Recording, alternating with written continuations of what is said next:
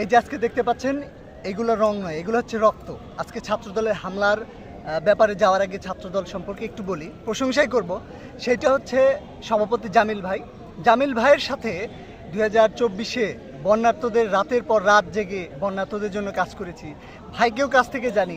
সেই সাথে ছাত্রদলের আরও বেশ কিছু মুখ আছে, যেমন রাহেল, ইকবাল। এদের সাথে প্রকৌশল আন্দোলন থেকে শুরু করে ক্যাম্পাসের বিভিন্ন ইস্যুতে আন্দোলনে সবসময় আমরা একসাথে থেকেছি। এই ছেলেগুলোর থেকে প্রত্যাশা ছিল অন্তত এমন ন্যাক্কারজনক কোনো ঘটনা তাদের কাছ থেকে আমরা পাবো না, কেননা প্রত্যেকের কাছেই তারা খুবই সুপরিচিত হিসেবে ছিল।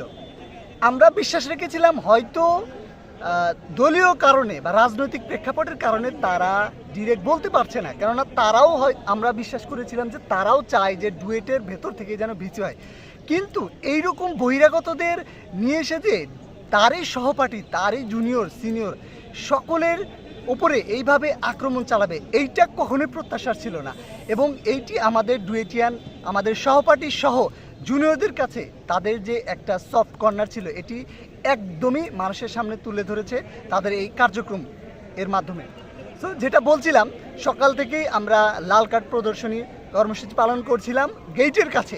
সেইখানে যদি ভিসি নিজে এসে আমাদের কাছে কথা বলার জন্য চেষ্টা করত, আমরা কিন্তু হয়তো সুযোগ দিতাম। কিন্তু তার যে বহিরাগত দলবল নিয়ে এসে আমাদের উপর আকস্মিকভাবে হামলা করার কারণে সর্বপ্রথম আমার ব্যাচমেট কাউসার আহত হয়। ওরই রক্ত এটা, কাউসারের মাথায় ইট এসে লাগে এবং প্রচুর ব্লিডিং হয়। ওকে প্রাথমিক ট্রিটমেন্ট দিয়ে তাজুদ মেডিকেলে পাঠানো হয়েছে। সেই সাথে আরও অনেক শিক্ষার্থীর মাথা ফেটে গেছে। মানে ইট পাটকেল দিয়ে তারা হঠাৎ করে এসে আক্রমণ চালিয়েছিল। পক্ষান্তরে আমরা প্রতিহত করার চেষ্টা করেছি। তারপর দফায় দফায় তারা ভেতর প্রবেশ করার চেষ্টা করে, এবং এক্ষেত্রে বহিরাগতরা কেন প্রবেশ করবে এইটা আমাদের বোধগম্য নয়। পুলিশ প্রশাসন ছিল, তারা তাদের পক্ষ নিয়ে ইট পাটকেল আমাদের উপর ছুঁড়েছে, তাদের টিয়ারশেল নিক্ষেপ করেছে, এবং অনেকেই দেখেছি আমরা যে পুলিশের হাত থেকে টিয়ারশেল গানটি নিয়ে আমাদের উপর নিক্ষেপ করেছে ছাত্র দলের কর্মীরা এবং বহিরাগতরা। সো এই যে ছাত্র দলের সভাপতি বা আরও অন্যান্য সাংগঠনিক সম্পাদক সহ সকলে, এরা কিন্তু আমাদেরই বন্ধু বান্ধব ছিল। আজকে এই রাজনৈতিক সামান্য একটি পদবি খেতাবের জন্য আজকে তার সহপাঠী জুনিয়রদের উপর যেই ন্যাক্কারজনক হামলা চালিয়েছে, এইটা কখনোই প্রত্যাশা ছিল না। মানে সম্পর্ক বদলে গেছে একটি পলকে। তাদের কাছ থেকে এটা আমরা কখনোই প্রত্যাশা করিনি।